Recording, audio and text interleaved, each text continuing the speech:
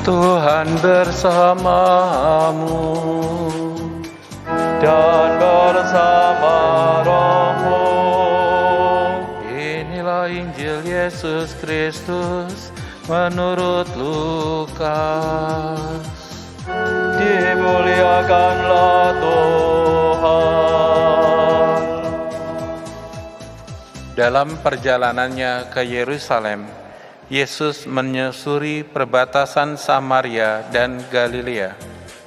Ketika ia memasuki sebuah desa, datanglah 10 orang kusta menemui dia. Mereka tinggal berdiri agak jauh, berteriak, "Yesus, Guru, kasihanilah kami." Yesus lalu memandang mereka dan berkata, "Pergilah, perlihatkanlah dirimu kepada imam-imam." Dan sementara dalam perjalanan, mereka menjadi tahir. Seorang di antara mereka, ketika melihat bahwa ia telah sembuh, kembali sambil memuliakan Allah dengan suara nyaring. Lalu tersungkur di depan kaki Yesus dan mengucap syukur kepadanya. Orang itu seorang Samaria. Lalu Yesus berkata, "Bukankah ke-10 orang tadi semuanya telah menjadi tahir?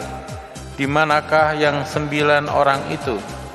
Tidak adakah di antara mereka yang kembali untuk memuliakan Allah selain orang asing ini?" Lalu Yesus berkata kepada orang itu, "Berdirilah dan pergilah, imanmu telah menyelamatkan engkau." Demikianlah Injil Tuhan. Terpujilah Kristus.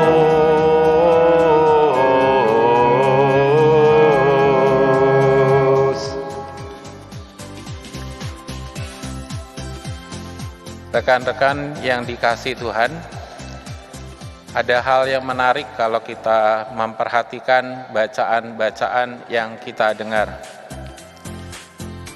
Ketika kecil, kita seringkali mendengar kisah bagaimana seorang pangeran bertarung melawan naga untuk membebaskan seorang putri yang akan menjadi kekasihnya dan istrinya. Dan bagaimana pangeran itu berjuang dan akhirnya mengalahkan sang naga yang luar biasa kuatnya. Hal itu menggambarkan bahwa ada suatu hal yang luar biasa yang harus kita hadapi. Tetapi rupa-rupanya berbeda dengan apa yang dipesankan oleh Tuhan. Itulah yang menarik yang dapat kita lihat dari bacaan pertama. Ada seorang namanya Naaman, dikatakan panglima Raja Aram. Lalu ia pergi ke Sungai Yordan dan diminta oleh Elisa untuk membenamkan dirinya, mencemplungkan dirinya ke dalam sungai tersebut untuk memperoleh kesembuhan. Naaman seorang panglima, kalau dia disuruh bertarung, disuruh mengalahkan naga, maka dia juga akan pergi. Tetapi yang diminta oleh Elisa adalah hal yang sederhana dan mudah. Bahkan seorang pelayan pun bisa melakukannya, tinggal nyemplung ke sungai. Tetapi Naaman melakukannya juga. Dan ia pun memperoleh kesembuhan. Maka kita melihat bahwa apa yang diminta oleh Tuhan bukanlah sesuatu yang sangat sulit, yang kita mungkin akan mengalami kematian atau mengalami ancaman atau bahaya, melainkan sesuatu yang sederhana, yang simpel. Tetapi ketika kita melakukannya, kita butuh iman, kepercayaan, dan kerendahan hati. Di dalam bacaan kedua diungkapkan dari surat kedua Rasul Paulus kepada Timotius. Dikatakan orang memperoleh keselamatan melalui Yesus Kristus, dan orang diajak untuk bertekun dan hidup bersama dengannya, setia dari hal-hal yang sederhana, hal-hal yang mungkin sesuatu yang tidak luar biasa, tetapi hal-hal yang sederhana, namun ia pun akan memperoleh keselamatan yang berasal dari Tuhan. Dan di dalam bacaan Injil diungkapkan ada 10 orang kusta. Kalau orang kusta dianggap oleh masyarakat adalah orang-orang berdosa, maka mereka tidak boleh mendekat kepada orang yang normal. Mereka harus berdiri atau duduk jauh-jauh dari orang yang normal. Maka dikatakan dalam teks kitab suci, mereka berteriak, "Yesus, Guru, kasihanilah kami." Dan pada saat itu Yesus melihat, dan Yesus juga tidak mendekat. Tetapi dia mengatakan, "Pergilah kepada imam dan tunjukkanlah dirimu." Yesus tidak langsung menyembuhkan orang-orang itu, tetapi dia memberikan sebuah perintah untuk pergi kepada imam-imam. Sesuatu yang bukan hal yang sangat sulit untuk pergi menuju imam-imam dan memperlihatkan, karena pada saat itu mereka masih ada sakit kusta ya. Kalaupun pergi mereka juga harus tidak boleh dekat-dekat. Tetapi apa yang mereka lakukan? Mereka pergi mengikuti, ada kepercayaan, ada iman. Dan dalam perjalanan, karena mereka mengikuti apa yang diperintahkan oleh Tuhan, sesuatu yang sederhana, yang simple. Dan dalam perjalanan itu mereka memperoleh kesembuhan. Dan satu orang Samaria, dia kembali kepada Yesus, karena kita tahu bahwa imam-imam itu hanya menerima orang-orang Israel ya, tidak mau berdekatan dengan orang-orang Samaria.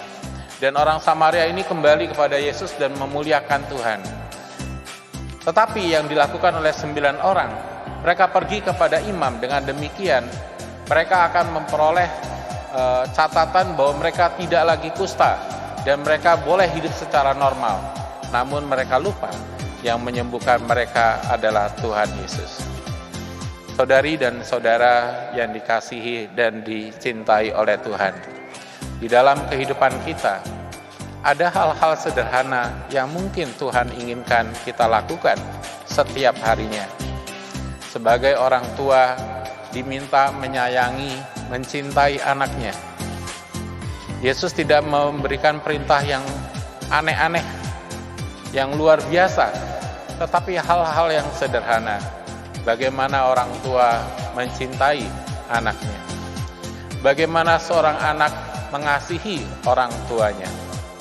Bukan sesuatu yang luar biasa yang harus melawan naga atau melawan monster, tetapi hal-hal yang sederhana yang berasal dari dalam hati kita, yang berasal dari diri kemanusiaan kita. Untuk bertekun seorang anak belajar bukan sesuatu yang luar biasa, tetapi bertekun di dalam belajar setiap harinya.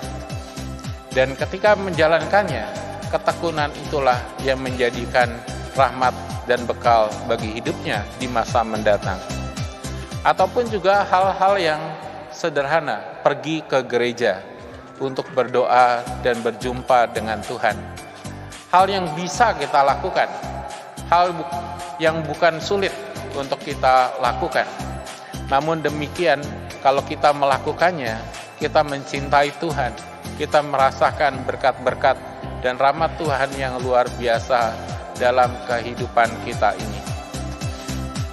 Yesus juga meminta kita untuk mengasihi sesama kita, seperti kita mencintai diri kita sendiri, dengan tetangga, dengan orang-orang di tempat kerja, ataupun juga ketika kita masih sekolah dan berada di lingkungan sekolah.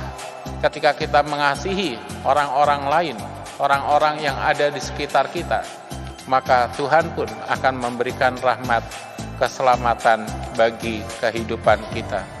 Maka Yesus tidak meminta kita untuk the big things for the first time, untuk sesuatu yang besar untuk pertama kali, melainkan melakukan hal-hal yang sederhana yang diperintahkan oleh Tuhan dalam hidup kita sehari-hari. Ketika cinta Tuhan sudah tinggal dalam diri kita, mengasihi seluruh hidup kita dan juga disalurkan dalam kehidupan dengan sesama, maka hal-hal yang besar terjadi dalam kehidupan kita. Yesus harus mengorbankan dirinya bahwa ia harus mengalami kematian di kayu salib. Namun hal yang indah yang dapat diberikan melalui sebuah pengorbanan adalah bahwa ketika orang melakukannya, orang mengasihinya, atau orang merasakan sesuatu yang luar biasa, yang lebih daripada apa yang dikorbankan. Bahwa berkorban itu berarti adalah mencintai. Kita kehilangan sesuatu, tetapi kita merasakan sesuatu itu berharga, sehingga kita tidak merasakan bahwa kita hilang, tetapi kita malah bertambah sesuatu yang luar biasa di dalam kehidupan kita ini. Maka saudari dan saudara yang dicintai dan sangat dicintai oleh Tuhan, sampai ia harus mengalami penderitaan dan wafat di kayu salib untuk kita semua. Rasakanlah cinta Tuhan itu. Lakukanlah hidup perintah Tuhan dengan hal-hal yang sederhana. Dan lihatlah karunia Tuhan luar biasa.